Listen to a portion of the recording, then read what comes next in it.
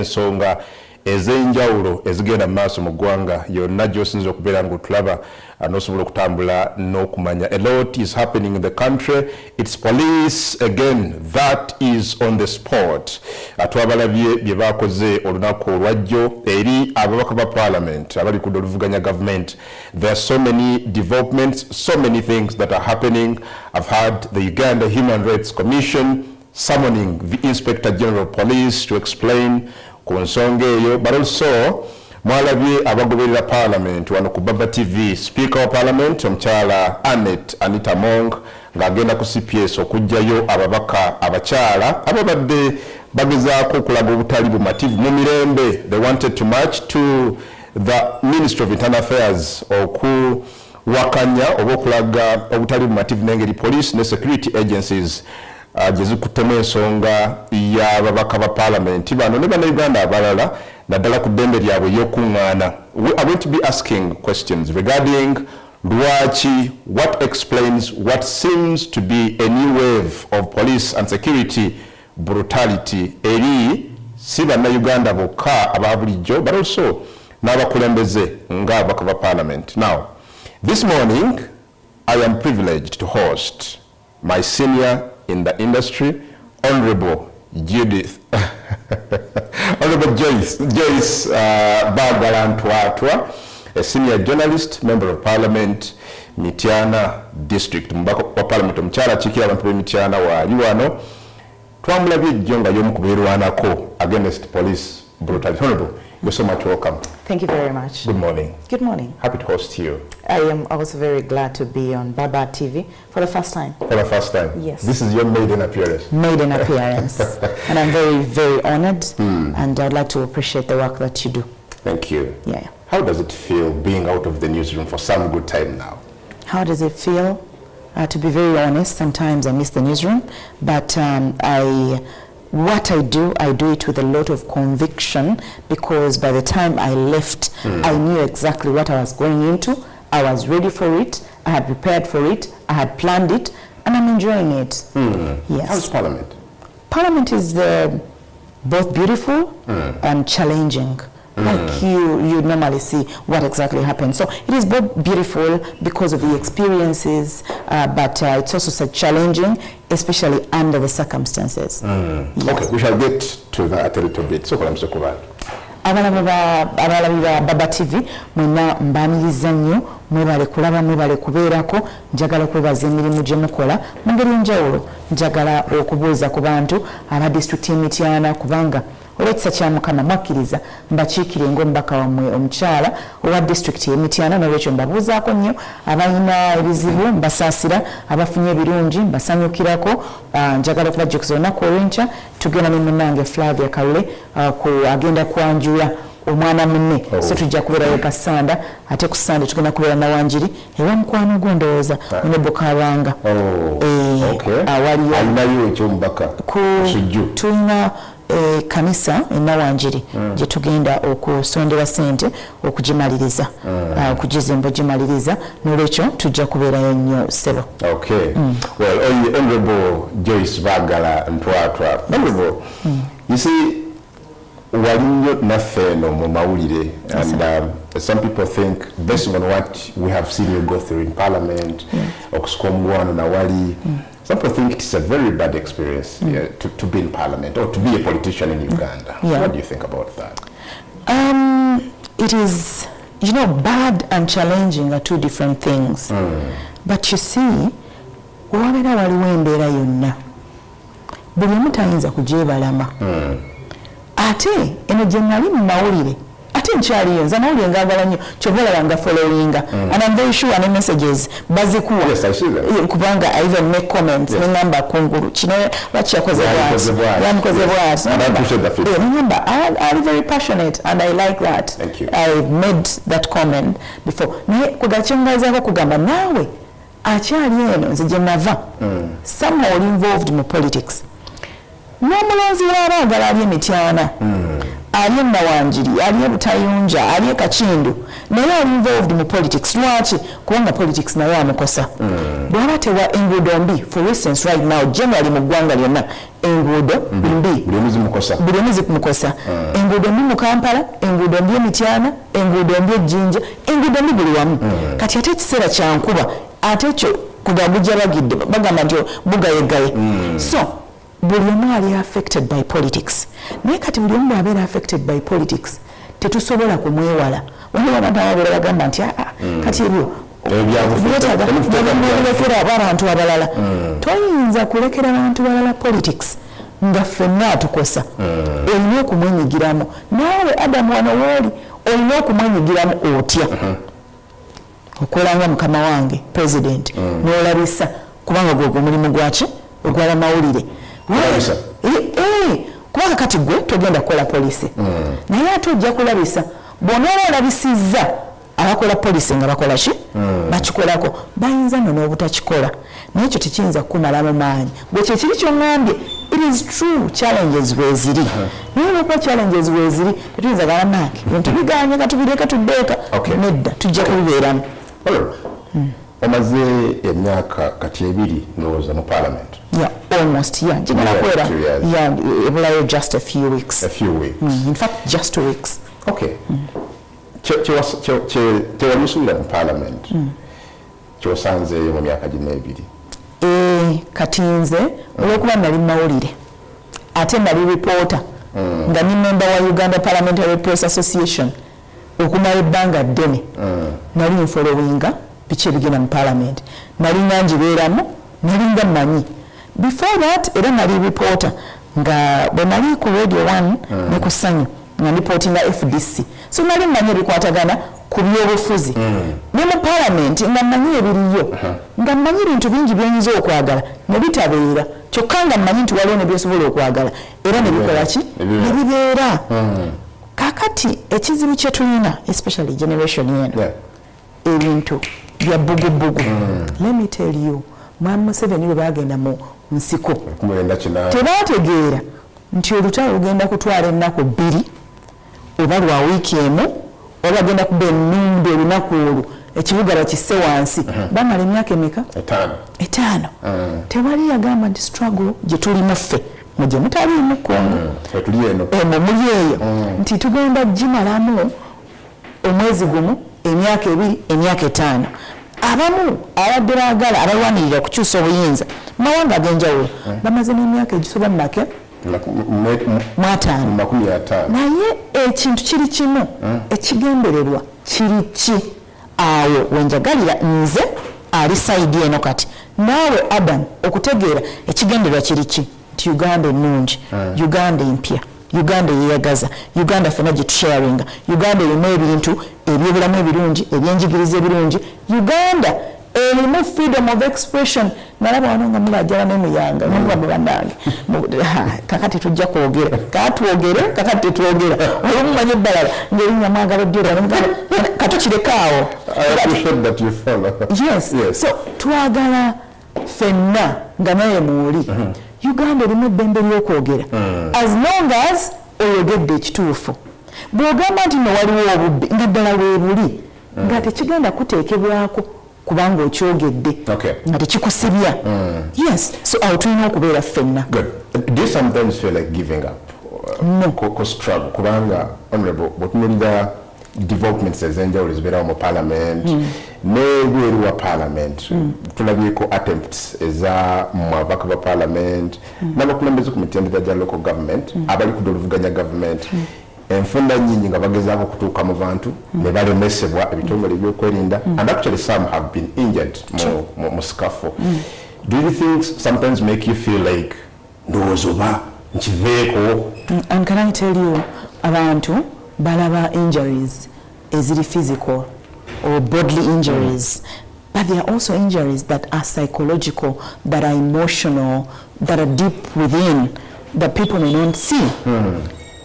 But this is the news I would want to give you. I have never felt like giving up. Because now, if I give up, then what? Because you see, if I give up, What about that person who trusted me with their vote? What about that person? Leave alone even the vote. You leave it alone. What about that person who feels inspired by me? Nawe Adam kumbulira. Omuntu ali inspired by you. Akera wano nakulaba ku TV eno every morning ng'okola. Many of them are inspired. Yeah. Kati when you give up, When disappointing. certainly, an inspiration of hope of so there is no option of giving up. And I'm not saying that other people will not give up. You have seen that in the struggle, the people who have given up. Yes, I've seen. And can I tell you, I don't blame them. You don't blame them? I do not blame them. Why? We do not have the same resilience. I thought you are having the same dreams, aspirations as people on the opposition. Certainly. And I know now, Adam, even within yourself, mumutima gwo waliwo a certain Uganda you would want to see. Yeah, that's true. Exactly. So, naye ate tetufaanagana. Oyinza okuba ogyagala ng'ogyagala bulala. Nange nga njagala ne tukozesa amakubo ga njawulo. N'omutima gwo newankubadde ng'ogyagala guyinza okuba mugumu. Okay. Naye nga si mugumu ng'ogw'omulala. Okay. Waliwo abantu physically nga olaba omuntu oyo w'amaanyi n'obeerawo ngaffe gamba laba ng'omuntu ali soft abantu bakiŋŋamba nnyo naye ng'ate ekiri mu mutima gwange kigumu nnyo n'okusinga bwe nfaanana. Okay. You speak for, is it? The opposition. The opposition in Parliament? Yes. Okay. Could you please tell us a little bit about how you, generally as the opposition, have fared in Parliament, at least in the first 2 years?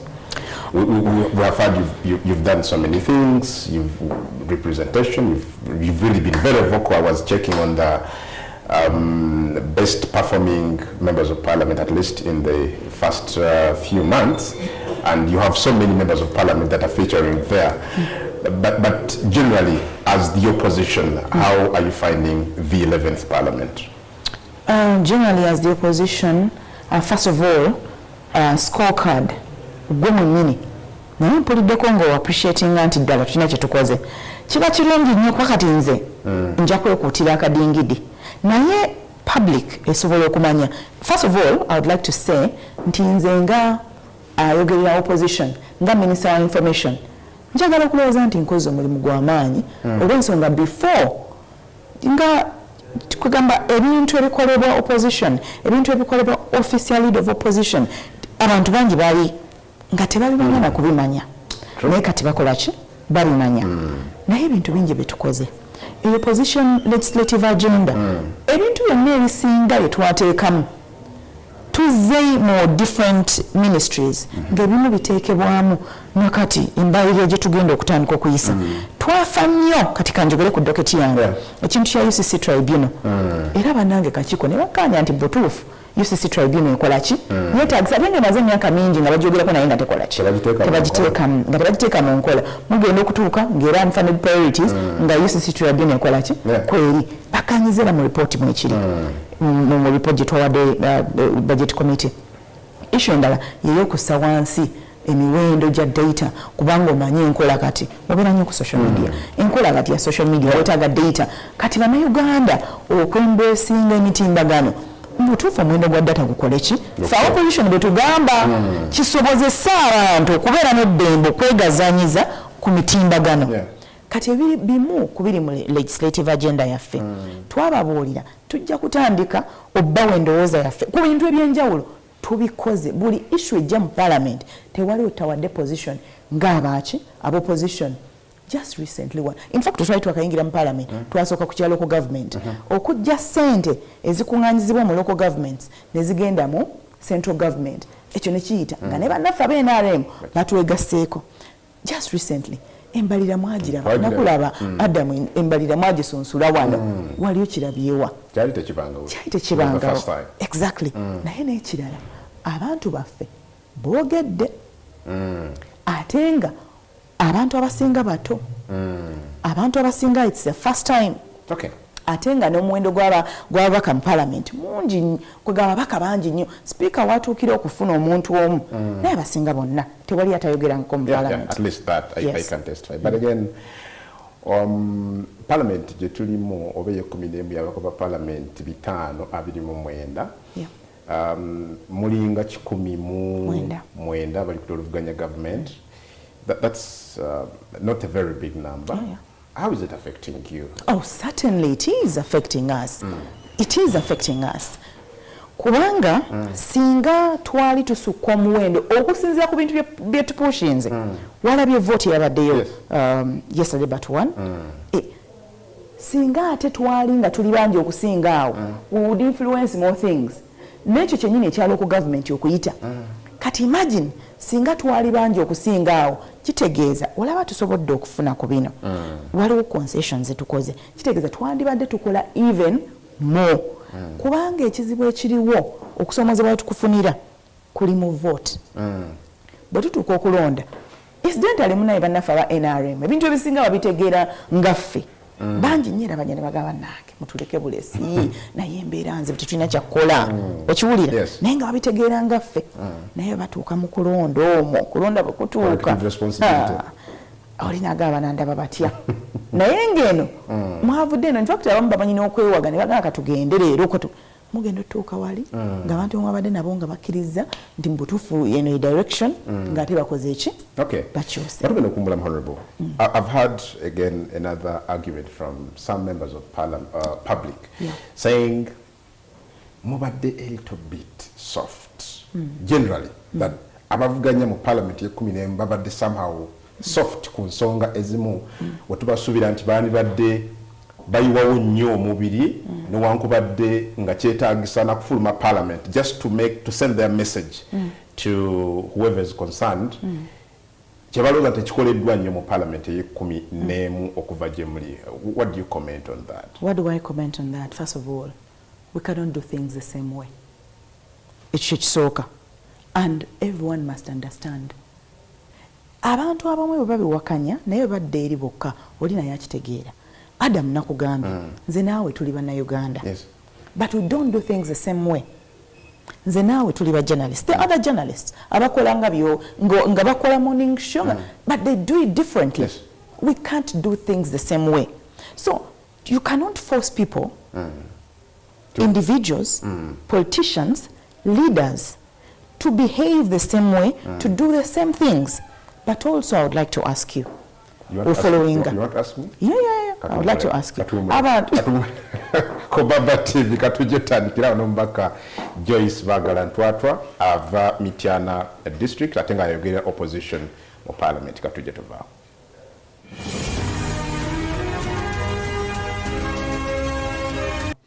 Kubanga bogamba okisikirize, what does it mean? Shadow. No, kati bogamba shadow nekisikirize ebera direct translation. Okay. Oh, direct. Oh, okay. So what is the I mean, how can I best describe that? Or how can I best describe shadow cabinet? Shadow cabinet, you can say alternative government. It is your Muluganda nti ye government eyoludda oluwabuzo oluvuganya. Oh, sigama government ekisikirize. No. I've again learned that. Again, back to Facebook page yaffe Baba Television Uganda. Baba Television Uganda. We are streaming live. I've been following some of your comments. Please keep them coming. Could Twitter at Adam Congo at Baba TV. Again, we shall be able to look at some of those comments. Well, Honorable, let's start with what transpired yesterday. We witnessed very ugly scenes at Parliament. I don't know whether my producer can show us some of these video clips. Nga mwezoba naba police.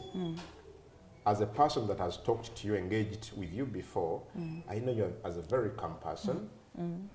I saw the opposite of you yesterday. Yeah.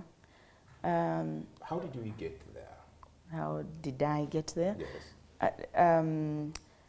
First of all, wagamba nti bwonyigiriza ennyindo kati ekyo gwe kyongambye incidentally abantu bangi nnyo baze bankubira okuviira ddala quality ya gas yali Mityana nagamba nange Bagala bulijjo oli mukambwe bulijjo osobola because people bategeera versions endala kuffe naye nga versions ezo tuzigendamu olw'embeera. It is true I am a calm person naye n'omuntu omukkakkamu waliwo embeera weetuuka nga ne weekyawa kubanga Adam kati ebyabaddewo jjo tebyatandise jjo ebyabaddewo jjo bitandise okumala ebbanga okuviira ddala eri nga tuli mu campaigns ng'otunuulira campaigns oba rallies meetings ez'abantu abali ku ludda oluvuganya gavumenti abatali ba NRM tebazikkiriza kwe kubeera tear gas. Nze kankulire ng'oggyeko tear gas ono w'amawulire ate nga ne mawulire nze saalya nnyo na tear gas naye bankuba tear gas nezzaako honorable Zaake waliwo nalowooza n'okulowooza ndowooza nja kufa leero baamutukuba okuva e Busunju paka e Ssekanyonyi non-stop. Kati okulonda ne kuggwa okulonda nga kuwedde nga bakulembeze balondeddwa ensonga eno ddala ddala we tugituukiddeko kubanga okutyobola eddembe ly'obuntu kubaddewo era reports zifuluma. In fact buli report efuluma bakuuma ddembe basingako kutyobola eddembe poliisi yekwata ekisooka tulondeddwa gwe mukulembeze ow'ekitundu. Nze ndowooza nti out of respect omuntu muleka akulembere. In fact bino ebyobufuzi oli bwakulembera gwe manya bumanya nti ekisanja kya myaka emeka myaka 5 gwe weetegeke nnyo owulira weetegeke nnyo kubanga ebintu bino tomanya n'akalulu kayinza n'obutabeerayo oba ayinza n'obutakatuukamu Katonda yasalawo. Adam ndi naawe wano simanyi bwe nfuluma naanogoka n'enfa oba nedda okitegeera kwegamba kitegeeza nyinza n'obutakabeeramu nga nfudde oba nyinza okukabeeramu nga ndi mulamu nako kennyini kayinza n'obutabeerayo ku biki ebigenda mu maaso. Kati omuntu muleka akulembere mu kisanja kye naye abakulembeze abakyala naddala abali ku ludda luno olwaffe olw'opposition Emityana mwalaba imagine DPC nga musajja Emityana tebajja na mupoliisi mukazi yenna era nababuuza nze ndi mukazi mwagala kunkwata kubanga lwaki ondeetera abasajja nga waliwo abapoliisi abakyala DPC mwennyini n'akwata pepper spray kubanga nteekako glasses ndowooza nagaba bw'anaafuuyira wano ayinza obutantuuka bulungi n'akateekera ddala wano on video alabika n'abalabe nali nabo nekubuka lwanga omulaba Patrick Mugisha Ssentebe naye nga omukolo gwali gutegekeddwa mu mateeka era ku lwokusatu bwe tunagendamu eyo debate nja kuleyinga statements zonna baluwa zonna district chairperson zeyawandiika in respect of the Women's Day celebrations Emityana. And out of sheer impunity RDC DPC n'abantu abalala ne bagaana edda tegujja kubaayo mu tenti ze twali tukoze okumanya wano waliwo ejjoogo ekyo gwe kyoga nti baagala oli mukakamu watuuka otyawo tenti zaffe ebimotoka byabwe bimamba mwe babipaakinga ne babipaakinga mu tenti zaffe ne bagamba abaana abalina public address system mubijjeeko ffe tuli mu buyinza oyo baagala bw'aba ayagala nja namuteekako emisango gya treason meaning nti abantu bangi bateekako emisango gya treason tebagizza exactly kakati ebintu ebyayogerwa RDC newunya RDC wafuuka otya kubanga ne bwebeera protocol RDC ali mu namba nga 38 mbaka parliament ali mu 18 17 so obeera okimanyi mu bwongo obwo but that's impunity. Mityana kyaliyo Hoima ewasinansi walaba amasasi gavuga for like nga 2 hours naye ng'akoze eki ategese mupiira olwono tilwalina nakulwa bakyala naye ategese eki mupiira. Omukyala ono Kabogo Florence ow'Ekasese yatwalira ambulance abantu be nga male MP yali yawaayo ambulance tebalina kye bamukola naye ye bwe yagitwala ne bamugaana.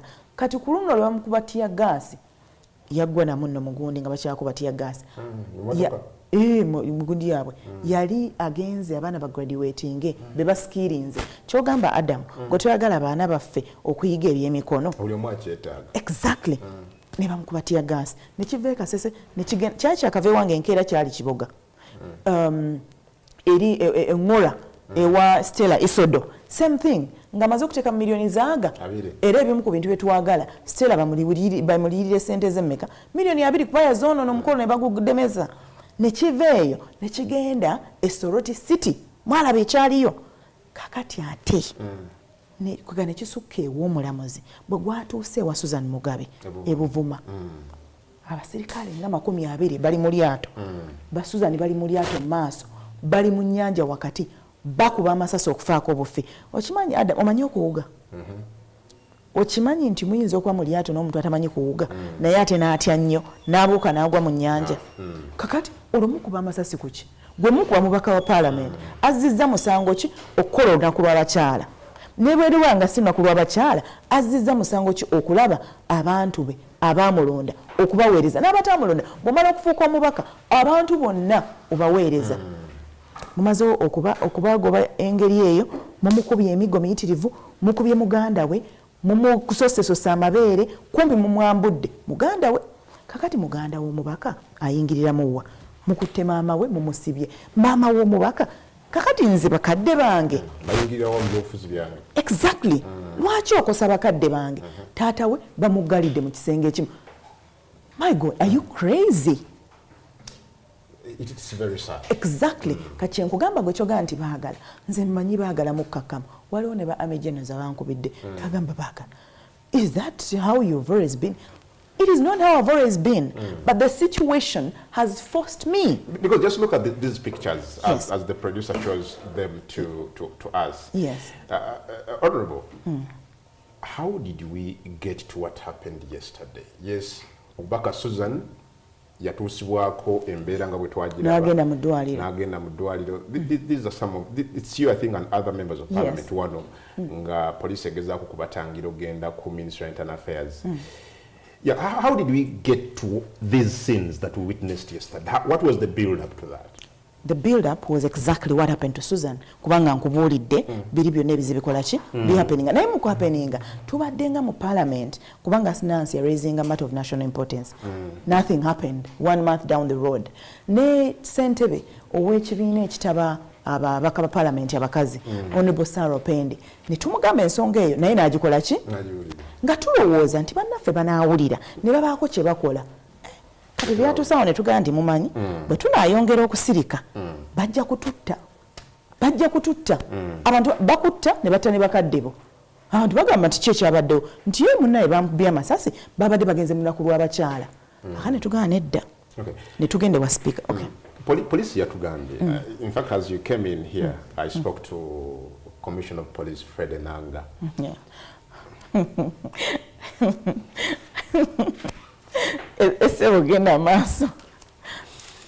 I spoke to Mr. Fred Enanga who speaks for the Uganda Police naganti soka temwafuna lukusa kuteekwa la demonstration mwademokola olunaku olwajjo ekyokubiri n'agamba nti nammwe mwataakinze aba police as we saw in one of the popular clips that we shall play for you later on the show. But to begin with, did you seek permission? Did you follow the law in your peaceful protest? Kiri ky'obuuza kye kibuuzo ekituufu. Did we follow the law? Because the law does not tell us to seek permission. The law tells us to inform police. We indeed wrote to the IGP. In fact, the letter to the IGP, erina amannya agali signed kuliko n'abaka parliament abatali opposition. Yes. Oh. Because I led the protest. The protest. Even when we went to the speaker to petition, I led the team. So I know very well. So mwabawandikira nga etteeka bwe libalagira. Thank you very much. Ne bwe nali nkola emityana nawandiika era obwo bujulizi bukola ki? Webuli. So there is nothing about breaking the law. Number 2, that which, but Mr. Nanga, really, I am constrained to make a comment as a journalist. Even when I'm a politician, I know that Enanga has said something in the morning, said something different in the afternoon, and changed the statement in the evening. He speaks for police. Oh, yes. Yes, he speaks for you. And I didn't say he doesn't speak for police, but you see... Do you doubt what he tells us?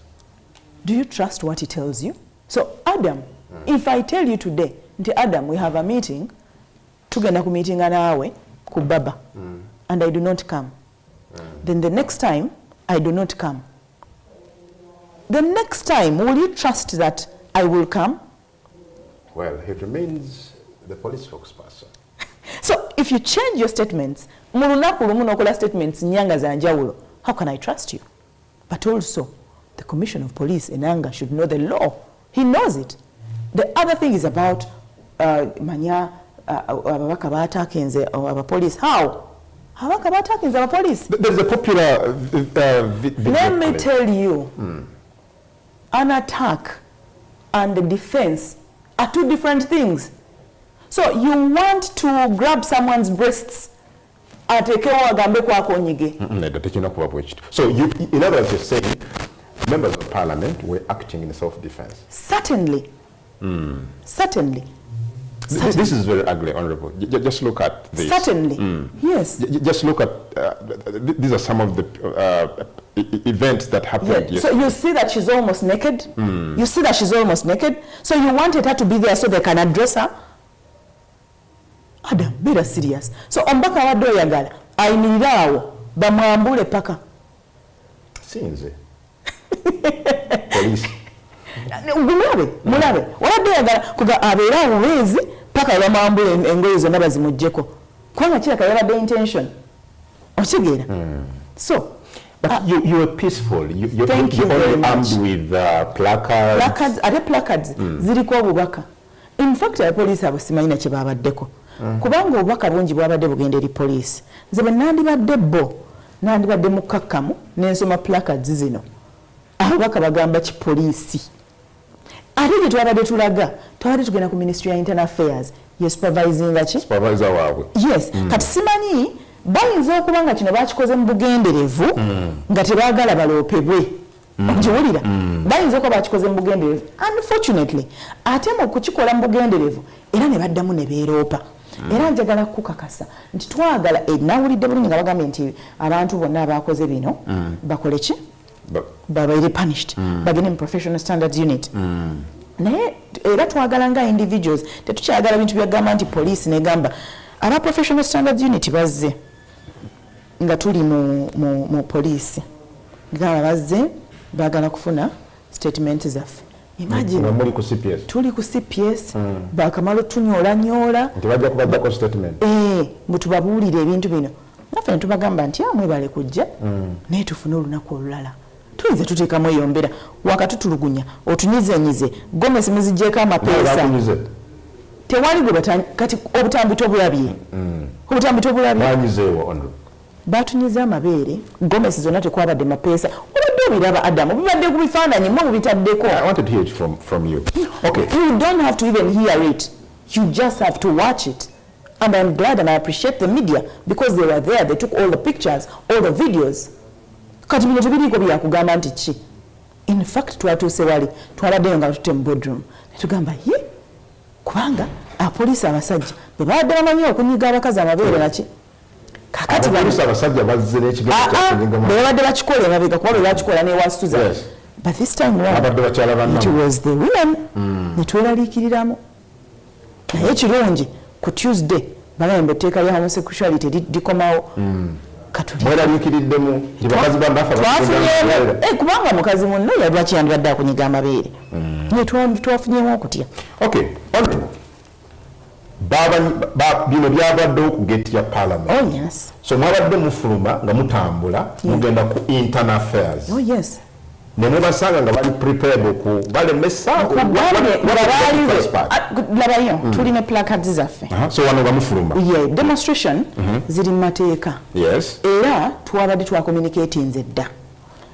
Kati gogenda kubalaba kuba ebifaananyi obiraba nga balinze bonna abaswakidde. Kakati banche bakoze bataddemu bangi nnyo abali mu reya. Kati ng'oyinza ogamba onaani kubiri byeyogerako nti simanyanga simanyi bwatakinze omuntu wali ali mu uniform oyinza ogamba nomukuuma ddembe ali mu reya ogamba nti yaani ate era omuntu bw'omukwata omugamba nze gundi nkukwata bwatino tolina kyoyogedde onkutte onnyola kigwo kati nnyola kigwo ntegera onnyoolera ki nkubuulidde nti nnyabo ngenda ku Ministry ya Internal Affairs bw'obanga oli mu poliisi ng'okimanyi nti ogwa wansi wa Internal Affairs lwaki tondeka ne ngenda. You give me a scenario tukuwa akafaananyi ka scenario singa abapoliisi bano bantulisa ne tugenda kyo kyandibaddewo kubanga waliwo ekintu kyebatera okugamba mbuno mobilizing other people. We never. Did you see any other women? No. We never. Because we knew what we were doing. We are serious about these issues. It's not just politics. We are serious about the rights of women, the rights of Ugandans, and the Constitution of Uganda. And we are obligated to defend that Constitution.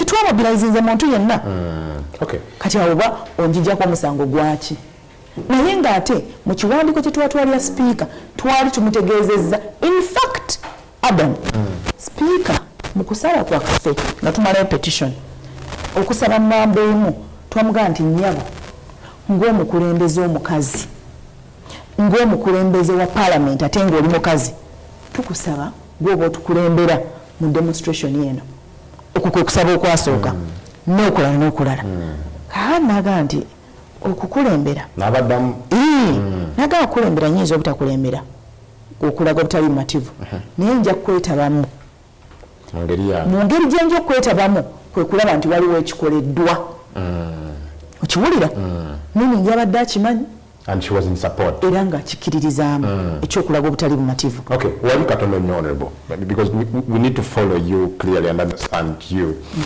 Bwe muwandiikira police as the lead mu nsonga eno police yabaddamu police terina kuddamu terina kuddamu erina kutuukiriza buvunaanyizibwa bwayo etya nze bwe njigamba eba erina kubanga ereceiving kyenjigambye kakati awo IGP n'atwala obuvunaanyizibwa obutegeeza baakola nabo nti abaka ba parliament kika kino bagenda okulaga obutali bumativu bwabwe ku ministry ya internal affairs kubanga ne Ruto twagimuwa ne tumugamba tugenda kuva ku parliament tutambule tuti paka tunatuuka ku ki ku ministry ya internal affairs kati yayina kye balina okukola kwe kutuwa obukuumi ne tugenda mu mirembe in fact singa baali bakikola in fact nze njagala nnyo abapoliisi abo bavunaanibwe incitement of violence bobe nnyini okuma omuliro mu bantu twabadde abantu 11 tuyitawo bwe tuti naye abapoliisi babadde nga oba 10 kakati bwe baleese akajagalalo n'abantu abalobonane abapoliisi nnyo poliisi yereeta obujagalalo era poliisi yeyeetaaga okuvunaanibwa ku bujagalalo bwe babuleeta nkugambye ku muwendo gwa poliisi ogwabaddewo ekyabadde kibagaana okutuwerekera tugende tuweeyo ekiwandiiko kyaffe tunnyonnyole kuba n'ogenda ewa sipiika twatambula butambuzi okugendayo era ye nakkiriza tumukole ki netumusinga netumuwa ekiwandiiko kyaffe ate nabino netubumutegeeza nti tetugenda kukoma ku ggwe tugenda okupetitioninga ne ministry ya internal affairs ne ministry ya presidency kubanga presidency yetwala ba RDCs twagala ba RDC abo tebasobola kujja ku fulo ya parliament minister wajja kujja ku fulo naye twagala bakulembere paka mu kakiiko ka presidency bennyonnyoleko omu ku omu batubuulire bo buyinza babukomawo kubanga tubumanyi etteeka weeriri libateekawo naye balina okukola okiwulira ne tugamba ne ministry ya gender kubanga ministry ya gender yetwala ekikula ky'abantu omuli ffe naye n'ebitongole ebirala civil society bibwannakyewa UN women yonna tujja gendayo lwaki kwaffe tulowooza bwe kibanga temusobola kukkiriza abakazi abamu kukola nkuŋŋaana kukola lunaku lw'abakyala then United Nations ensonga y'olunaku lw'abakyala gy'eva tujja giwa proposal nti Uganda yerekerawo olukola ki olutukuza ate kakati tuba tukuza lwaki Adamu gwembuulira tukuze lwaki nga tebagenda bikkiriza njagala abatugoberera olwo batugambye nti ensonga eno yatandika ne bwatuka ku mubaka Susan Owemuvuma. Some of you who did not get an opportunity to watch this clip, simanyi oba producer ngali said I wanted to show them ekitundu ku incident eyaliwo Susan nga I think it is this. I wish we could get sound of that. Let's listen in a little bit.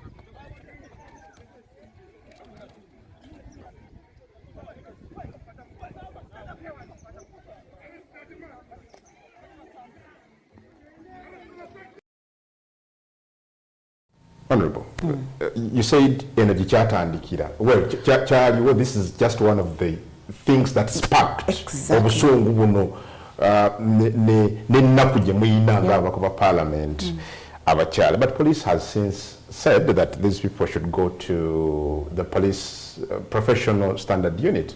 Doesn't that satisfy you, at least that there is hope to fix things? Oh my God, Adam, coming from you. That's what police said. What a question. That's what police said. Exactly, and I'm glad that you emphasize that's what police say. Not me, it's police. Not you, yes. We cannot be satisfied. We want these people to be brought to book. That should not even go to professional standards unit. That person should be already in court, prosecuted. You saw that person. You saw what they did. More than one security officers. Bali ku muntu omu, taina mundu, taina mugo, taina chaina. Boba kutembukuliza emigo, ne mundu. Those should be in court. Actually, in prison. Atiboka because they are beasts. Yes. They act like thugs. Yes. So, professional standards unit, and you know very well, professional standards unit, baladenga batwala y'abantu. Temutegeera kutegeera kikyabeerawo. Mugenda okwejjukiza nga ayiseewo omwaka gumu. The same person gwe batwala mu PSU nga bamujja, for instance, Emityana, ne bamutwala ng'ejjinja. The same busiiwufu bw'empisa nga yabujja Emityana n'abutwala wa? Ejjinja. Impunity eyo n'agijja ejjinja n'agitwala e Kabera Mayido n'agisaasaanya. That's why they shouldn't be in public. Okay. Let's again come back to the protest you staged yesterday. Otugamenti, you were actually acting in self-defense.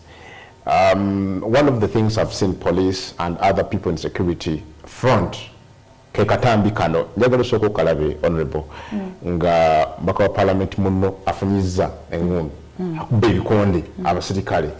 I don't know whether that is what you call self-defense or producer. Let's look at that and listen to the voice of the clip.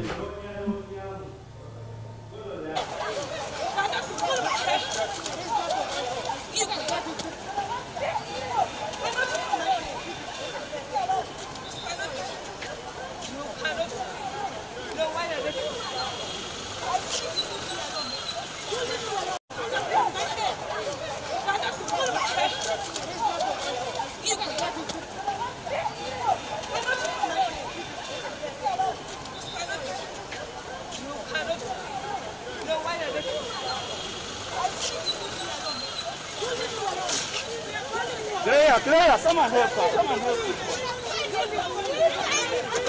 are fighting for women. We are fighting for women. We are fighting for women. We are fighting for women. We are fighting for women.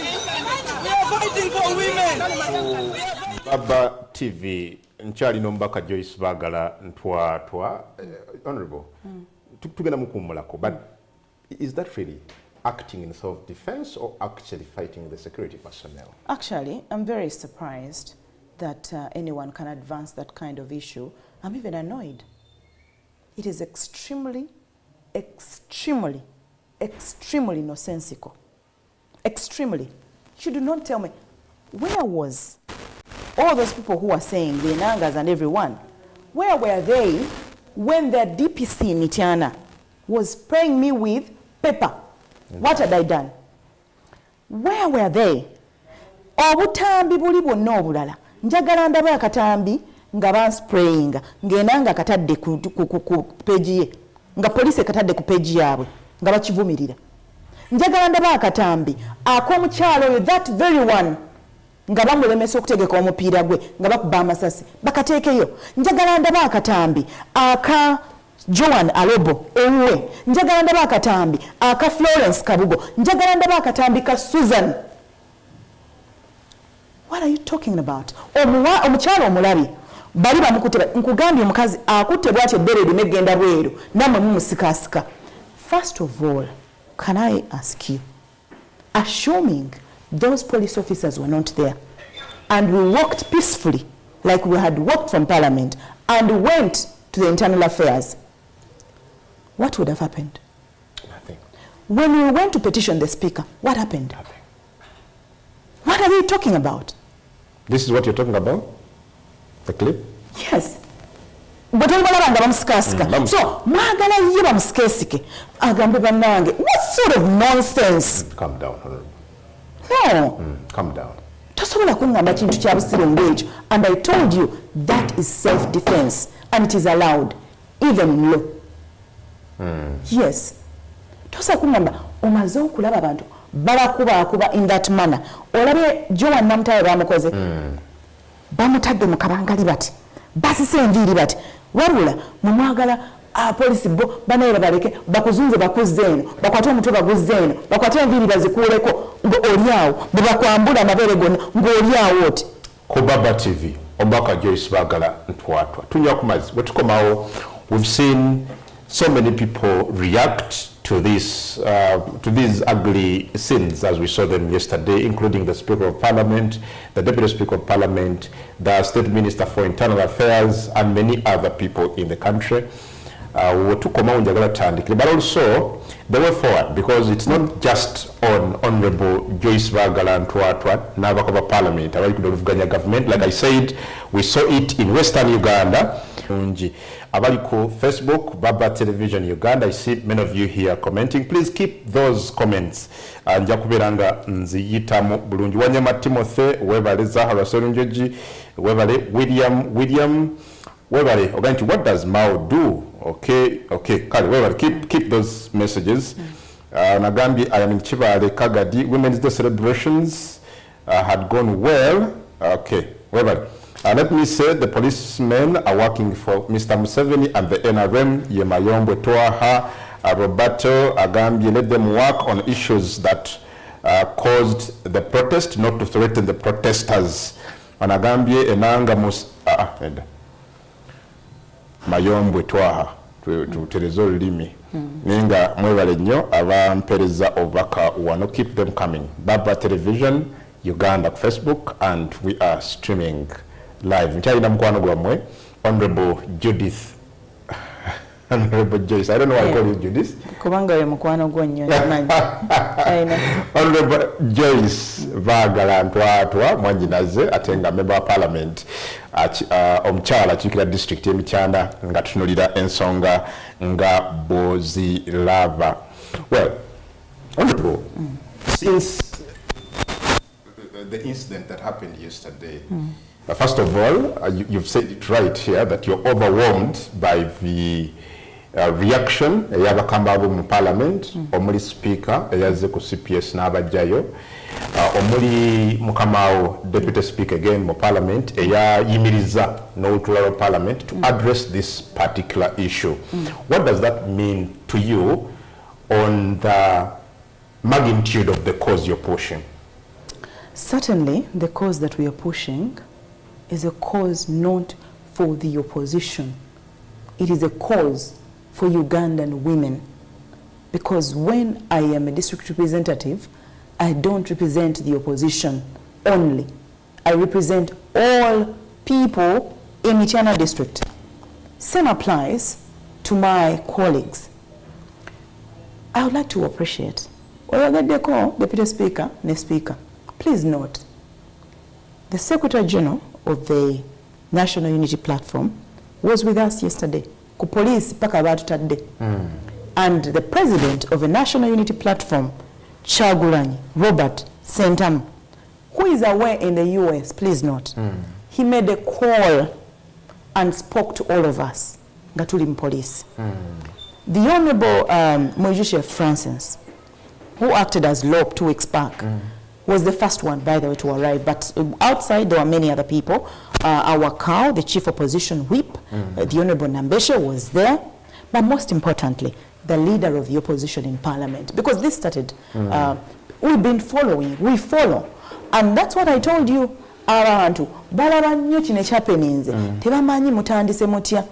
We started with a number of meetings. Tukoze tutia banange kintu kino nga kigenda maaso tutandikire wano kirete ko kyogereko.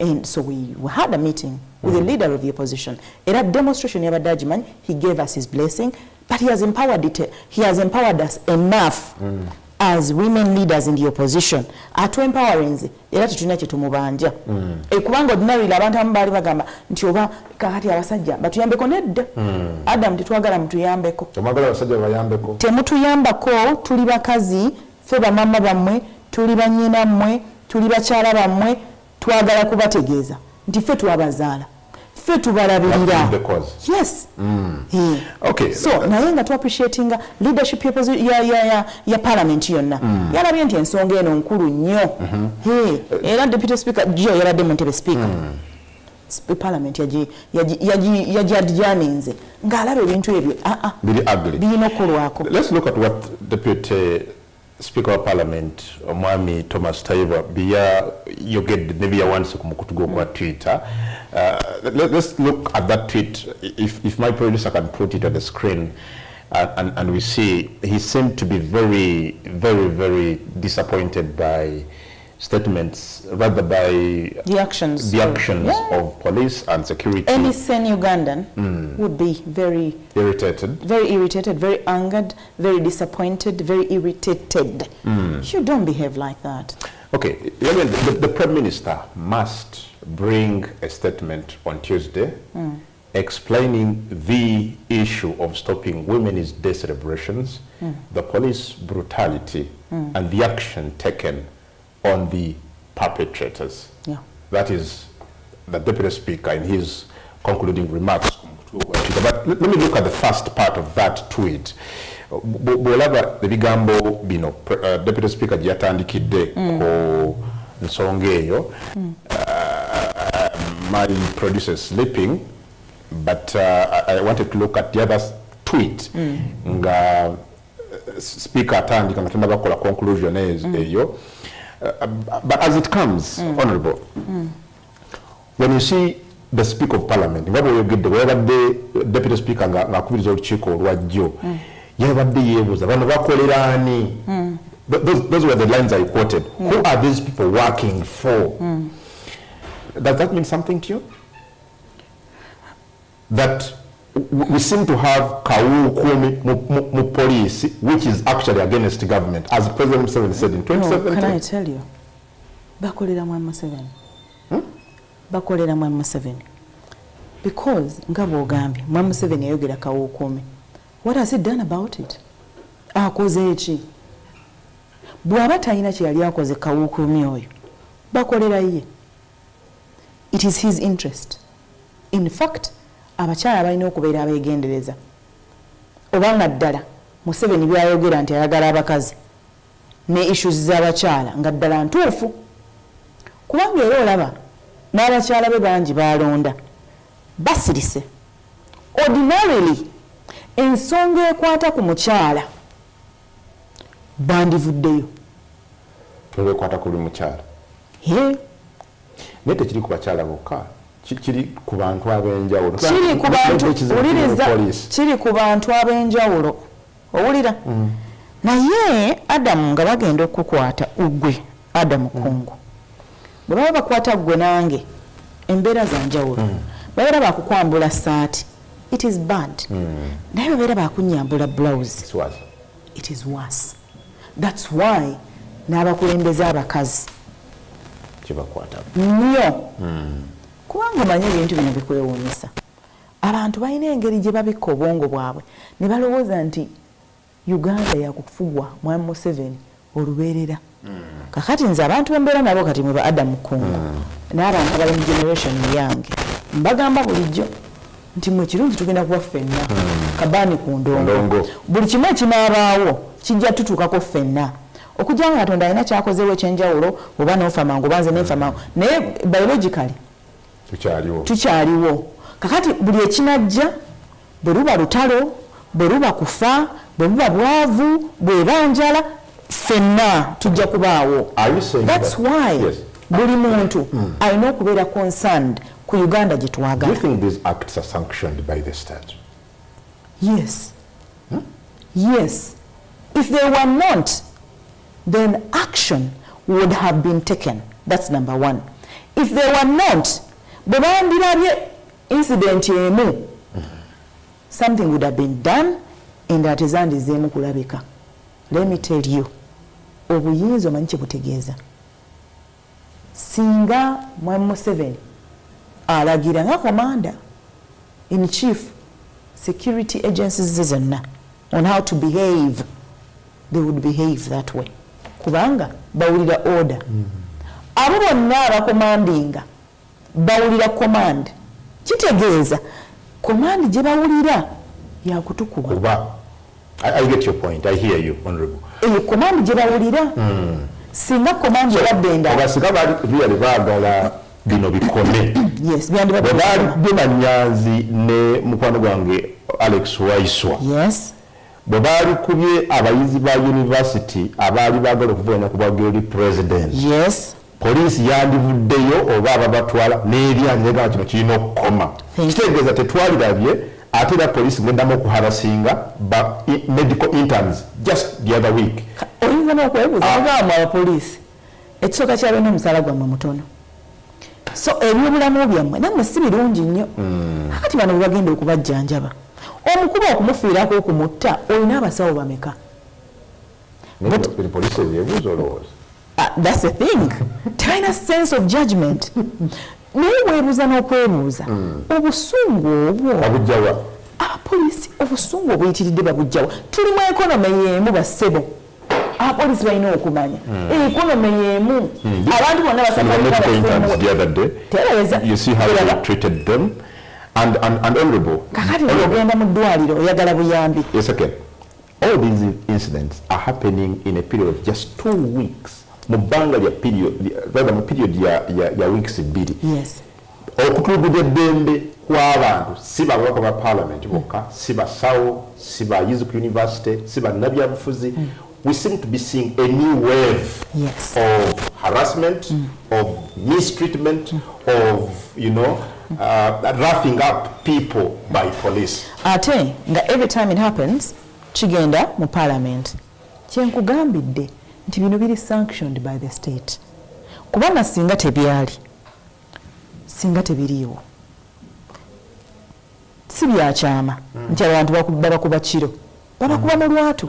Nze nkugambye bwe bajja okunkuba tiya gas basajja be bajja.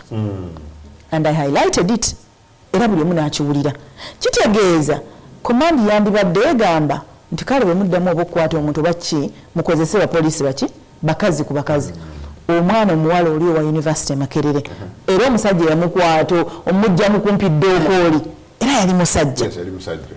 Bwe bamaliriza n'ababadde ku basuza n'ababadde ki oyinza okuŋŋamba nti tebiri state sponsored. Ekigendererwa tukimanyi. Kigendererwa kyeki? Ekigendererwa kumalamu bantu maanyi buli sekita yonna we bali bagamba akooti sinagafa.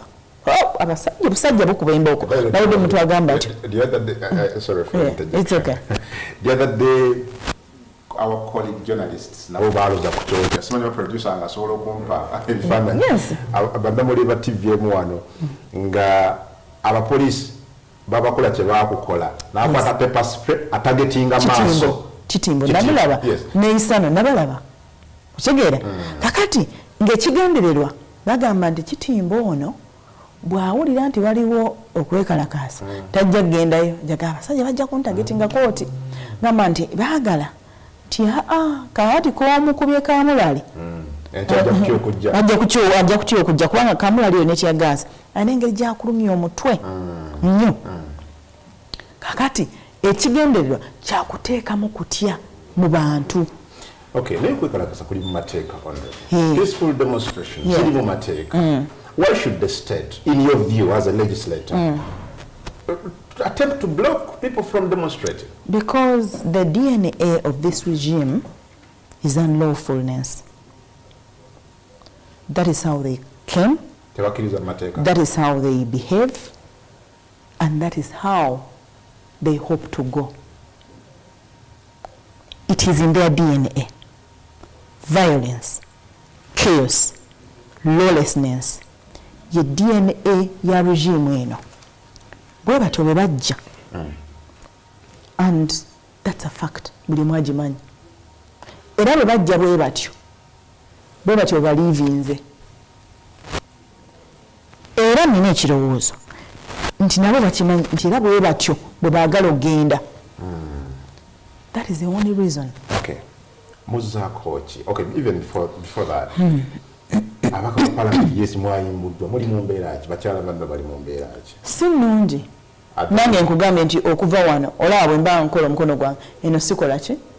Kubanga nina pain wano. Abalala bali mu mbeera kati nga Florence. Osobola kuba omuntu kuba yabadde ayogera pepper spray Florence wekasese yagimukubye mu kamwa.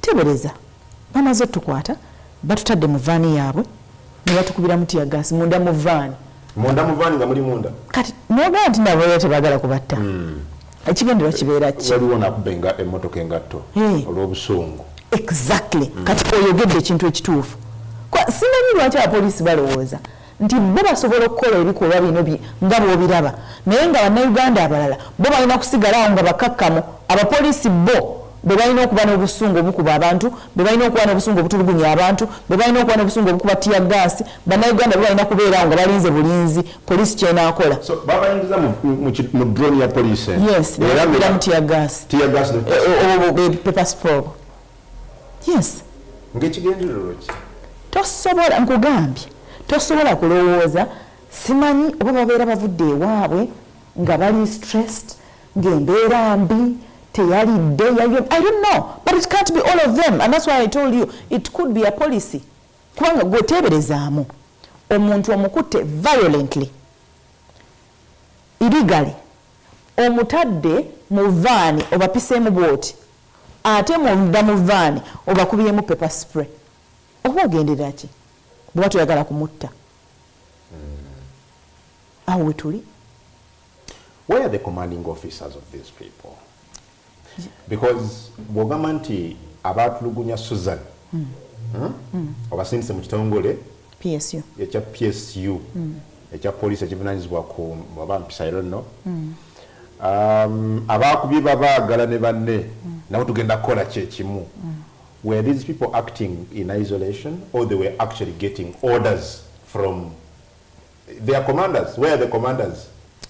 Nkugambye nti regime eno DNA yayo ya violence ya chaos ya lawlessness ya kutta kakati bino babikola omanyi waliwo ebintu ebimu nga bikuswaza internationally okiwulira nga kugamba waliwo ebintu ebikuswaza Adam naawe ng'omuntu kaŋŋambe ku kyalo ng'abantu bonna ku kyalo beeyisa mu ngeri ey'obuvunaanyizibwa ey'obugunjufu kati nga ggwe ku kyalo gwe weeyisa mu ngeri eswaza kati naawe wenyini ogaba nange n'alabika ntya regime eno bwetyo bweri kakati ku kyalo mwe tuli mu nsi the international community the globe waliwo okuwulira obuswavu ng'olaba CNN ng'olaba BBS BBC ng'olaba KTN baliko ababaka ba parliament mu Uganda bakwatiddwa bubi ki ekibakwasizza kulaga butali bumativu kati n'olaba naye tujja kuswala tubeeko nekyetukola nalabye nga n'akakiiko akaddembe ly'obuntu kayiseewo tujjawo okay so muzzaako kinga ababaka ba parliament abakyala because I believe you have a very genuine cause mwafuna kadde ne mugende wa speaker of parliament ne raising ensonga zammwe mwadde mugende wa minister wa internal affairs okola kyekimu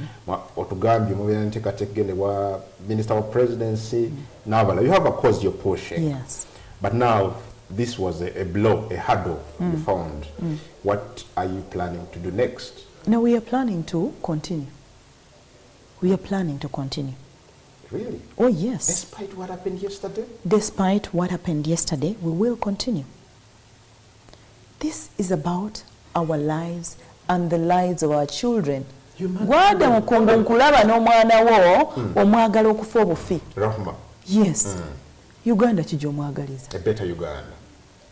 That Uganda is what we are fighting but you were manhandled yesterday on the this is ugly. This is unbearable. When Adam kankubuulire Barita Nabukenya tebaategeera nga bukedde nti bajja kufa. Kawuma teyategeera nga bukedde nti kwolwo lwagenda okufa. Kati ate abo battibwa bakuuma ddembe. Naye waliwo n'abatattiddwa bakuuma ddembe abamu tebazuuka na kuzuukuka. obudde bwo bwe bubeera butuuse addamu oba oyagala oba toyagala essaawa eba ekoze eki kakati ate bwe tunaasigala mu kutya wo tufudde ffe bannange tufudde bannange era bagenda tukola bati they can even find you in your house. They can find you there.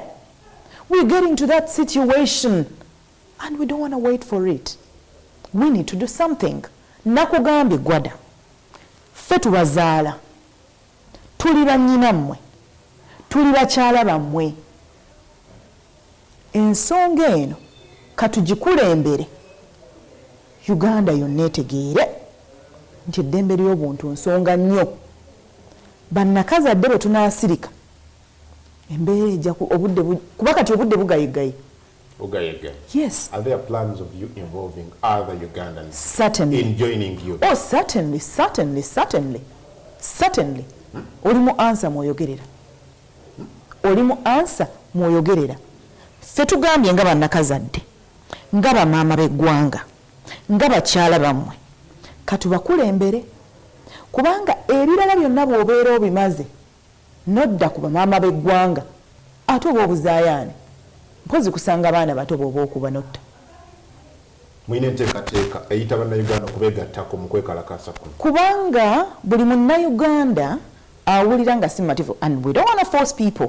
Waliwo abantu ng'awulira ali comfortable oli bw'oba oli contented well and good.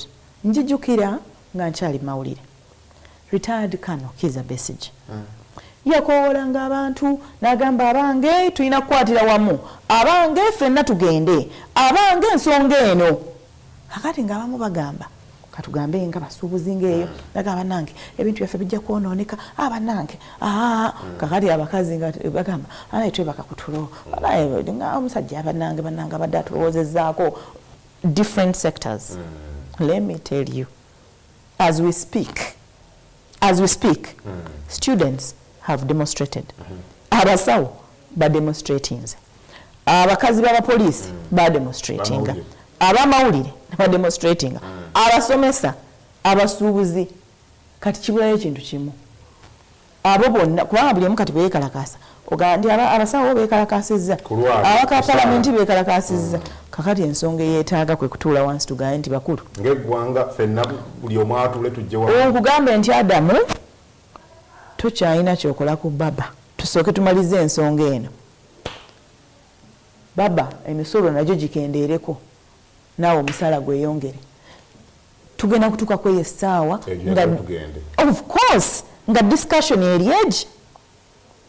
Kubanga Adamu kino oyinza obutakyogera ku TV ng'abantu bakulaba.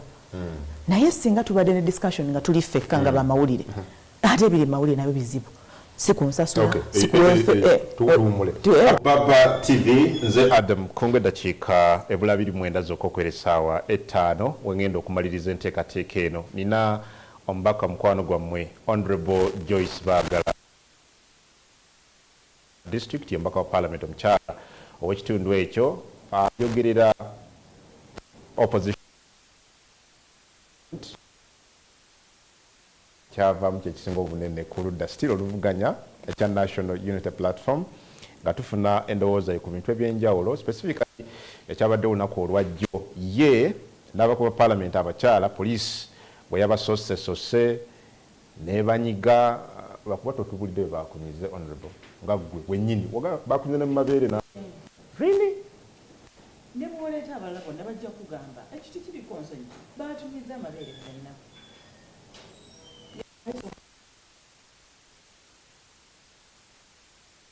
Nakugambye nti ebyo tubi expectinga abalala bafudde. What do you expect? It is disgusting.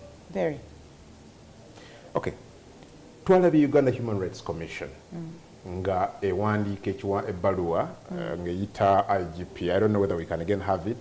Ng'eyita IGP ku kitebe kyayo annyonnyole lwaki police eremesezza lawful gatherings. Does this give you a peace of mind? Okay, kale bitongole bya government nga Uganda Human Rights Commission bavuddeyo ku nsonga eno. Nga bwe nakugambye. Do you have faith in the Uganda Human Rights Commission? Do you believe they can do something? The only faith that I have is in the people of Uganda to join efforts to cause change. Let me start with that. The only faith that I have is in the people of Uganda in joining efforts to bring about change in this country. Obwesigwa bwe nnina buli mu bannayuganda ffenna okukolera awamu n'amaanyi mangi okuleetawo enkyukakyuka mu Uganda. Njagadde nkyogere mu kamera. Kakati bino nga tuli mu lugendo olwo ebitongole byonna byetaagibwa. Nga tuli mu lugendo olwo ebitongole byonna buli omu akola obuvunaanyizibwa bwe. Nalabyeko ebbaluwa bawandiikako ku nsonga yange, ku nsonga ya Susan, you know, which is okay. Kaga njagala nnyo mpulire IGP agenda kwogerayo nti ki. Njagala nnyo nkiwulire. Okunnyonnyolako kubanga omanyi abantu babeera boogera Adam. Abantu abasinga boogera ku bintu ebibadde ebyolwaleero ebyapeninga olwaleero. Unfortunately ate nga tulina okulowooza ku ggwanga mu maaso. Abapoliisi bano abakola ebikolobero incidentally tugenda kuba nabo mu Uganda yeemu. That's why ebintu bino tulina okubikolako. Okiwulira? So well, I welcome their attempt. Naye nga bwe nnakugambye alina obuyinza bw'eggwanga lino abulemedde abunywezezza bw'ati abwewaŋŋamizzaako. Singa abadde ayagala bino byonna bireme kubaawo byandibadde tebibaawo. In fact, Uganda Human Rights Commission is not the first time they are writing. It's not the first time nga bavumirira ebikolwa ebyokutyoboola eddembe. It's not the first time. They've done it many times. But what is the outcome? What has happened? But also you must understand that within the Uganda Human Rights Commission, you have had some of the officers there saying, "Ganti kakati omanyi aba opposition nabo olumu bayita." You know? Kasito owulira omuntu yenna. Okay. Do you even have issues with the officials of the Uganda Human Rights Commission? Because nabo appointing authority aliyo ye commander-in-chief. Ansa yange ogitegedde kati. Adam Kungu otegedde ansa yange nti ekizibu kye tulina kati ye Mwami Museveni yalina okuvaawo. Otegedde nti buli ekyapeninga kiva ku ye kubanga onkoze bulungi era ya appointing authority. Buli kimu kyonna buli ekyesibye Uganda yenna. Mwami Museveni ali ku record ng'awandiika ebbaluwa have even one mu 2017 nga awandiikira aba security chiefs mu ggwanga lyonna ng'abagamba temuddamu kutulugunya suspect yenna because it's illegal, kimenya mateeka. Emirundi mingi azaayogera nga commander-in-chief of the armed forces era nga nti torture kikyamu, abantu mubakwate bulungi muleke kuba torturinga. That to me speaks to the fact that he's against some of these acts. Kakati, the same person yajja mu Buganda wano n'akwoza emmere y'abantu. The same person eyajja ngatta abantu n'amaliriza n'akomawo enkeera n'atuula ne famire kaŋŋambe ya mugenzi Petero Ntwatu n'agamba naye abasajja batuyisizza bubi bano ati gwe ntwatwanga nga bw'olina abavubuka abangi nze ndowooza twandyekwase wamu titugenda ne tulwanira eggwanga. That same person who will do something, go back, pretend and put on other clothes and come back differently and say something else can actually condemn an illegality and then condone it. Ate bino ebirungi abiwandiiseeko ne banne be yalwana nabo baabiwandiikako. Si byogerako bwogezi okimanyi. Bo bennyini baayogera. Bukodyo ki bwe baakozesa. Twayambalaga uniform za UPC. Yes. Tujja ne tukole effujjo. Bwe tumala okulikola ne tudduka ne tuddayo ne tujja nga twambadde ebirala. Ne tunakuwalira wamu n'abafiiriddwa. ne tubaga nti ndowooza mukirabye bannange basajja bano bazibu mwandibadde mwekwatakwata ne tugenda tubalwanyisa era munnaye bajjajjaffe ne bawaayo abaana baabwe ne bawaayo ente ne bawaayo emmere ne bakola ki ne bagenda ne bakola ki ne balwana. That same person cannot change. Nkugambye wabeerawo ebintu ebibeera mu DNA. Information just to maybe to bring out your point very clearly. Bw'oba ojjukira ebyali mu Arua, Honorable Robert Kyagulanyi Ssentamu bamutuuseeko embeera gye bamutuusaako. President Museveni again ali ku record bweyaga nti nabadde ngezaako okutunula okulaba Kyagulanyi bamukubye ndiye bamukubidde ki ngenda okulaba nga bamukubye bulungi. He was beaten properly. Do you think such statements from the commander of the armed forces in one way motivate ab'ebyokwerinda okweyisa nga bwe beeyisa towards some section of Ugandans? He was beaten properly. Nakugambye DNA ya regime eno kuba akulira regime ye Mwami Museveni. Regime ya violence, chaos, lawlessness. But they're saying that one of their principles, a rule of law. Nenkugamba nti omuntu y'omu bw'ajja natta n'addayo n'ayambala engoye endala asobola okwogerekera n'akola kirala. Okay. Njagala tukome ku nsonga eyo.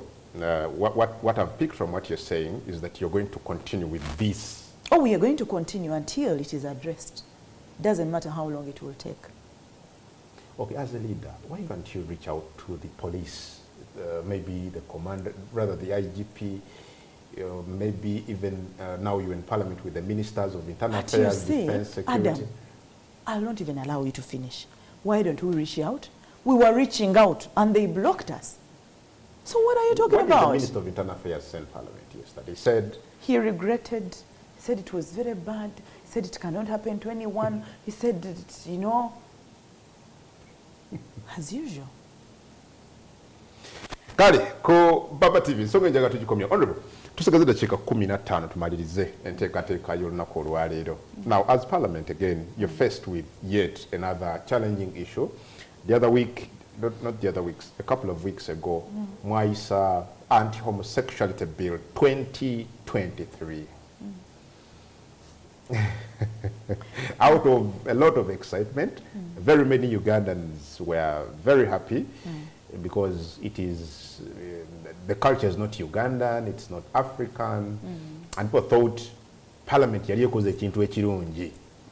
Netulinda Mwami Museveni okusaako omukono, kyagaanye. Ebbago lino lyakomeze ligenda kukomezawo mu Parliament. President yasinkana luli caucus ya NRM. Yasinkanye legal affairs committee of Parliament. As the opposition, I don't know whether you have convened, at least NRM has convened on this. As the opposition, have you convened and discussed on the position you're going to take ku lino, if, I mean, as it comes back to Parliament, or what emunaba? And in case, what do you hope to do? First of all, most of the times, as the opposition, our position is the position of Ugandans. In your preamble, Konsonge eno yogedde, the culture is not Ugandan, it's not African, and we agreed on that. And of course, there are many people who came to the gallery to discussing the anti-homosexuality bill. Bwe tumala okumanya nti ekyo bannayuganda kye baagala, ffe kye tukola. Bannayuganda kye bakola ki? Kye baagala. Kakati, era ffe ekyo twakimaliriza dda. Jjukira, that was a private member's bill, era yaleetebwa the Honorable Asman Basalirwa. Unless you have forgotten, the Honorable Asman Basalirwa is the member of the opposition. Gatanalireeta yajja mu shadow cabinet, mwentuula naye. Ne tudiscussinga nnyo, buli omu n'aleeta view ye ne tumala, ne tutegeera ne tugamba tugenda kukola ki? Kuyisa. Era Mwami Museveni bwe yayise akakiiko k'ebyamateeka mu Parliament, era Honorable Asman yazze mu cabinet n'atutegeeza ku nsonga kuba ye enkola yaffe. Kuba bw'ogendayo wekka bw'obeera opposition, n'ofuuka kyetwala ffe tukutwala bwe tutyo nti oli kyetwala nti osazeewo okolagane n'omusajja nga tetukola ki nga tetumanyi naye ojja n'otubuulira nti ensonga ze zino kajjukira Honorable Sumaani ye mover nga bill yes bw'abanga ye sponsor wa bill eno mukulu nnyo bw'abanga General Museveni alina consultation gy'ayagala okukola the views of the sponsor of a motion of a bill must be heard. However, this is what I would like to say. Ffe twamala dde okusalawo out of conviction okuva mu bantu baffe bwe linadda we shall do exactly what we are supposed to do. Kiggwe tewali nnyo na bintu byakwogera bingi anti yagala mulina okukyusaamu kano kankubuulireko ensonga ezimu kuzazze nti waliwo obuwaayiro obutakwatagana ssemateeka obutakwatagana ssemateeka. That's not true. Bwe twali tuyise ebbaga eyo bino ebimu byakwebuzaabuza amanye ebintu byokwebuzaabuza nga waliwo abakutadde kazito owulira Mwami Museveni kubanga Mwami Museveni amagezi gaage ebyamateeka agajja wa Attorney General si weewaawo twali naye mu Parliament akkiriziganya namwe butereevu ate nga twagenda kawaayiro kuki kukawaayira kati yali yeebase Attorney General ate dai mwennyini yazimu n'afulumya ekyo ekiwandiiko kyekugamba nti abasajja abasobola okulimbalimba mu nsonga endala ne mu ndala bagirimbako singa yali taliimu singa teyacontributinga singa teyaliiwo singa naye mwennyini teyalonda kuyisa twandigaye nti oba oliawo kale naye Attorney General yaliwo yemu w'amagezi g'ebyamateeka eri gavumenti era twali naye mu Parliament kati ate abaatugamba ki awo fe otugambira nti talina kyatugamba yes talina kyatugamba talina kyabagamba let me tell you abantu abo bagenda ebbaga eryo ery'ebisiyaga baali bali discussingako nga balina engeri gye baagala okipushinga nnyo ewaffe ffe ne tubakuba omupiira gwaffe kubanga ebyokukola tubimanyi ffe nga NUP nga opposition tukkiriziganya n'abantu kati nekibasobera awo kyabasobera ati balwanagana nali bagana tukole tutya woowe obuyambi bannange oba akazito kasusse akazito kasukka mu birala ng'oyogera ku sovereignty of the state kakati sovereignty ya state bwe kituuka ku kisiyaga sovereignty neggwawo okitegedde so buli omu akola omulimu gwe ffe twakola ogwaffe and you're ready to stand by that. Oh yes. So biri bye baali bagala ga NUP ffe twakola omulimu gwaffe because you know wabeerawo eyo embeera y'okwagala okuteeka NUP mu kattu bwera ne tugaana edda. So bannayuganda bategeere who actually supports ebisiyaga ogwanga. Okay Honorable. Yes sir. Amabaati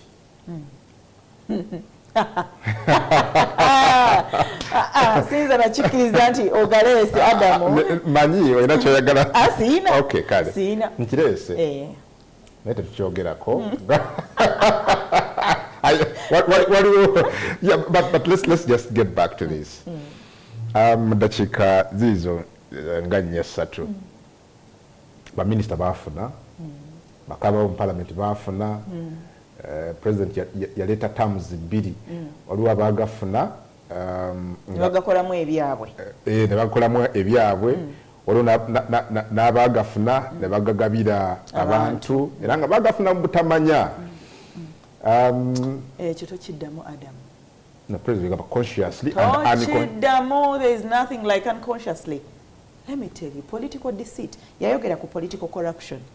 There is also what they call political deceit and fraud. Adam Kungu, okola wano ku Baba TV. You know what your pay is supposed to be. Omanyi ki kyogoberera ng'okola. Omumanyi editorial policy yammwe. Ezibafuga nga mmwe abakola wano. If anything went outside that, you can tell me that you do not know. Only public officer. public officer. Kati kwegamba nti no, and please note, not all ministers got the iron sheets. Tewebuuza n'ogaa nti bali abalala nga bo tebafunye. Walawo omusajja mukwano gwange bali omunsi ng'agaa naye Katonda yannyamba. Katonda yannyamba saafuna. You think bo bali tebageetaaga? Oba tebalina constituency? Balina era bali bageetaaga. Era bali bageetaaga. Tebaafuna. Naye tebaakola ki? Akati gwe bw'ogafuna nti bakuwadde kirabo okujjawo nga batugamba nti cabinet babeera eyo beewa ebirabo ng'ebirabo beweewadde biva ku nsimbi ez'omiwa omusolo nti ne batuuka time ne bagamba nti kakati bino byaffe. This is what you didn't want to hear, Honourable. This is a letter by the President. Yes. The second issue is those who took the mabati for personal use. For personal use. Ate okimanyi nti waliwo n'abagatwala for personal use. Naye ebbaluwa bw'amala okugifuna ne bagamba akati okugwa mu eno category omugezi kangwe muki mweri egabidde abantu ne bagaddusa emisinde bamu baagagaba kiro abamu baagasuulaawo abamu ne beerondera bwerondezi just so at least ogwa mu category eri waddeko omanyi buli kimu kirina implication n'emisango tegyenkana n'obulabe tebwenkana. As the opposition, how are you looking at this issue? How we are looking at it, I already gave the position. I am the information minister, yes, but also the minister for anti-corruption. I gave a position and I said, all those involved must take responsibility. Kubanga bino twogera ku mabaati. Omanyi nti amabaati galimu ne ssente entonotono. Waliwo embuzi zijja nga amabaati gakoze eki? Gawedde. Nze byembuzi kiza nku information from my source. Byonna bivaako kubanga ebyembuzi and I have a source here and I trust it. Yes. Let me just read this for you. Kubanga nakyo kijja and it's from a source I trust. Nawe kungu bukyali ku byamabaati. But just listen to this. In the case of goats, persons in Kotido who were meant to get 16 goats, each valued at 750,000. Buli mbuzi government yagibalira emitwalo 75 kati nga buli muntu alina okufuna amabaati 16 but each at 750 got only 50,000 shillings from the supplier. Kotido alone was meant to get a total of 2,054 goats. Now that means over 1.4 billion was stolen in Kotido. Now imagine what happened in other districts of Kalabari. It's about more than 40 billion. More than 40 billion. Kakati. Adam. Febe tugamba nti nno. Twetaaga enkyukakyuka abantu bagamba opposition beeyagaliza ebyo ebintu byabuyinza just kubanga nabo baagala power. Let me tell you, Ada, let me tell you, gwe woowuliriza bino naawe okirowooza n'ogaana naye kyetaaga bannayuganda buli omu okutuulako awo n'agaana naye bannange assuming sente zino tezabbibwa tewandibaddeyo amalwaliro amala agazimbibwa, tewandibaddeyo eddagala liteekebwa mu malwaliro, tebyandibadde bintu byanjawulo. That's what Ugandans need to think about it. Kuba kati naawe Adamu nga kwoli kati oli wa security kulinda kati babbye ekyo ekirala nga nzijja abantu mbabulira bakutaayiza kati butaayiza muli mu kutaayiza togambe eggwanga gwafuuse munyago kati abantu balina kutaayiza eyo gy'oli n'otaayiza n'ogamba naye ate nene ompulidde waliwo abayita wano badduka bagenda na kino nti ate ki nti ogw'embuzi ate kati nti embuzi nti ate bwe gunajja kugu everything. Leero NSSF, Encha Uganda Airlines, leero mabaati, one by one. Munyago ku munyago kakati abantu mutaayiza bataayize. Ababbi. Yes. Kati bw'obanga oyagala okutegeera nti obubbi and I told you. That's huge. And I told you. It is the DNA of the regime. Unlawfulness, lawlessness, ye DNA. Kubanga twatandika nga abaminisita bayitirivu abali ku lukalala ofuna information wawulidde nga bagambye kakati naye kakati for political reasons ekintu kino ekyamabaati kive mu mawulire kive mu mawulire kakati baminisita abamu kasita abamu bazizaayo bagire babaleka kasita waliwo bano abakwatiddwako. That is not what we want. We want everyone to take responsibility. Everyone to take responsibility. But also these ministers should know nti mubbi amabaati signaga ssente nnyingi nnyo, waliwo ababba ssente empitirivu ennyo. Adam, tunuulira lisiti y'abantu abatwala amabaati, tunuulira bonna oba tunuulira n'amannya gaabwe. banene okwenkana ekizimbe mwe tutuddemu. Otunuulire bava mu bitundu ki, otunuulire n'abatatwala amabaati bavaawa naye babbazenkanawa.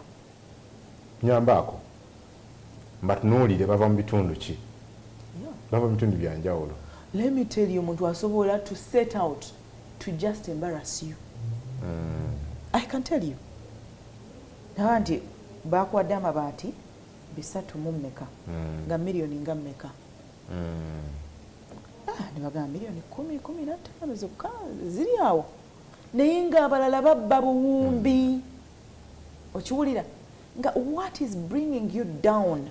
Kantu katono nnyo bwe kati. Kantu katono. Naye kantu katini akakuswaza because it was meant for a very vulnerable person. How would you accept?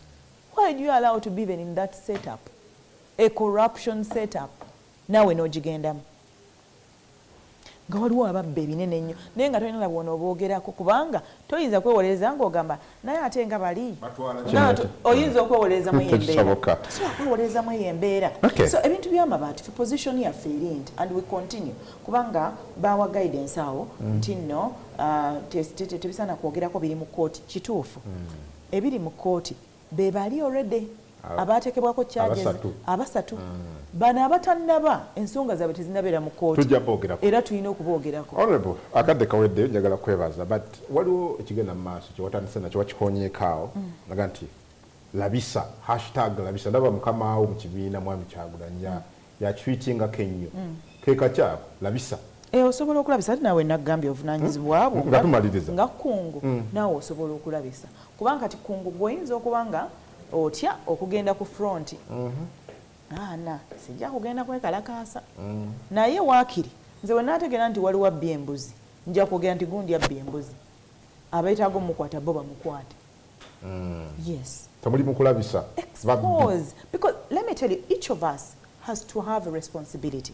Buli munnayuganda alina okubeera n'obuvunaanyizibwa era bino ebyokugamba nti gundi takoze gundi akoze bwati bano bagundi obanyi bannayuganda baize obunafu waliwo bannayuganda boolaba nga badde ku social media okumala emyaka 10 naye buli ajja gwagoberera mukulembeze gundi gwagoberera nti ono akoze bulungi ono takoze ono yandibadde akola bwati.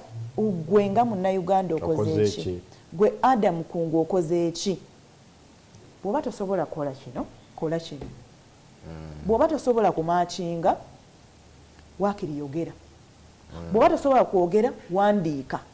But each of us should do something and all of us are not tetulina bintu birabo byebimu. Waliwo abasobola okwogera, waliwo abasobola okuwandiika. Mbadde ndaba interview ya Dr. Spire. Very bright person, very intelligent doctor. And I really liked it. Nakugamba nti nyinza obutagenda wali naye kitegeeza siwagira nja kusinzira gye nsinzidde nange eddoboozi lyange nkola ogwange and I really appreciate him kubanga oyo ategedde ki kye twetaaga. tusibula abantu bana neyanziza nnyo mwebale kubeerako ku Baba TV. Adam, njagala kwebaza olw'okumpita, njagala okubebaza, njagala okubategeeza bannayuganda tulina okufaayo Uganda yaffe ate Uganda tulina okugikyaringa ffenna tusobola okugibeeramu twerwaneko wamu tulabise wamu. Bannamityana mbaagala nnyo nnyo nnyo nnyo. Ntegedde nti waliwo okuzika okugenda okubeera ekikonge kitalo nnyo.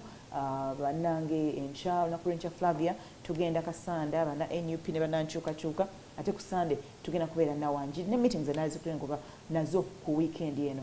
Mwebale nnyo mwebale ddala mbaagaliza ekiseera ekirungi. Webale nnyo omubaka Joyce Bagala olwakadde k'otuwadde nange neyanziza nnyo neyanzeege babu girabye studios ya njirabye ndalaba ne rebrand era nnungi naye nze omanyi my passion ku media era ekintu ekirungi nkyogerako ya nalaba rebrand mwebale kukola kubanga eno contribution media industry bwebeeramu ba players abawera kigasa Uganda. Yes. Olwanga mwono nti oyinenge gyoyimiridde n'omujjukuza wayimiranga bwetyo okusoma amawulire ag'Oluganda. Kale tugendako maano omubaka gwe mbadde naye, very humble to host her. She's a very calm lady as you've seen, as you know already, lwakuba embeera ndoza tuyamutabuseeko. Tuddemu wiiki ejja ku Monday Lutamaguzi Semakula n'abaka ba Parliament abalala mu programu y'emu. Akuume. Yabo.